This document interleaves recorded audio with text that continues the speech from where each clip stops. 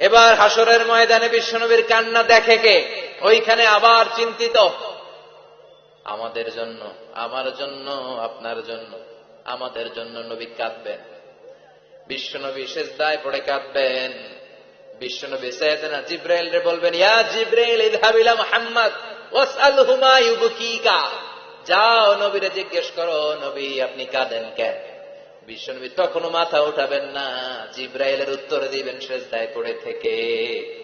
সিজদা থেকে আওয়াজ করে বলবেন, উম্মতি উম্মতি উম্মতি। সুবহানাল্লাহ পড়েন। কি নবী এটা? উম্মতি, আমার উম্মতের কি হবে, উম্মতের কি হবে? আবার আল্লাহ জিবরাইলকে পাঠিয়ে বললেন, ও জিবরাইল যাও আমার নবীরে বলো, ইন্না সানুরদিকা ফি উম্মতিকা ফালা নাসুকাল ইয়াউম।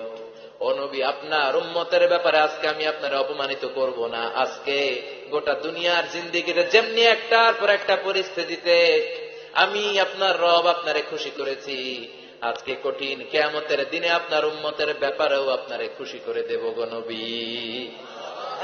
আজকেও খুশি করে দেবেন।